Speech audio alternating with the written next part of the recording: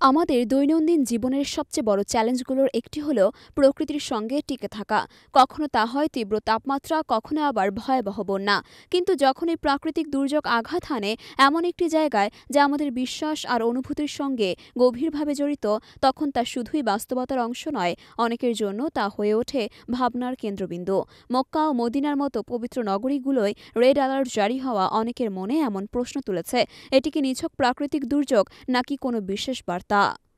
Saudi আরবের অধিকাংশ শহর বর্তমানে ভয়াবহ বন্যায় বিপর্যস্ত।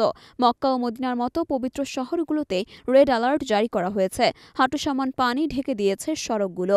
ন্যাশনাল মেটেওরোলজি সেন্টারের তথ্য অনুযায়ী এই ভারী বৃষ্টিপাতের মূল কারণ একটি শক্তিশালী নিম্নচাপ, যা আগামী কয়েকদিন ধরে চলতে থাকবে। জনগণকে নিচু এলাকা থেকে সরিয়ে নেওয়া হচ্ছে এবং প্রশাসনের পক্ষ থেকে নিরাপত্তা নির্দেশিকা কঠোরভাবে মেনে চলার আহ্বান জানানো হয়েছে। এই দুর্যোগকে কেন্দ্র করে ধর্মীয় ও সামাজিক বিভিন্ন দৃষ্টিভঙ্গি উঠে এসেছে। অনেকেই এটি ধর্মীয় দৃষ্টিকোণ থেকে দেখে কেয়ামতের আলামত বলে আখ্যা করেছেন। অন্যদিকে আবহাওয়া বিশেষজ্ঞরা এটিকে জলবায়ু পরিবর্তনের সরাসরি প্রভাব বলে মনে করছেন। সৌদি আরবের মতো শুষ্ক অঞ্চলে এমন তীব্র বৃষ্টিপাত এবং বন্যার ঘটনা জলবায়ু পরিবর্তনের প্রভাবকে স্পষ্ট করে। পূর্বে এমনই একটি বন্যা ২০০৯ সালে জেদ্দায় হয়েছিল, যা শতাধিক প্রাণহানির কারণ হয়েছিল। তখনও বিষয়টি আলোচনায় উঠে এসেছিল। প্রাকৃতিক দুর্যোগের পাশাপাশি অব্যবস্থাপনা এবং অপরিকল্পিত নগরায়নও বন্যার ভয়াবহতা বাড়িয়ে তোলে। বর্তমানেও বন্যা পরিস্থিতি মোকাবিলায় প্রশাসন সর্বোচ্চ চেষ্টা করলেও নাগরিক অবকাঠামোর দুর্বলতা চোখে পড়ছে।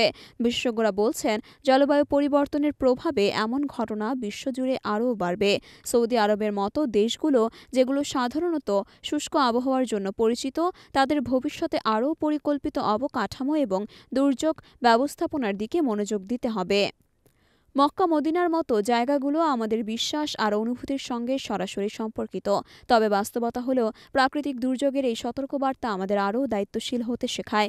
কেয়ামত হোক বা না হোক, আমাদের প্রতিদিনের জীবনেই অনেক চ্যালেঞ্জ অপেক্ষা করছে।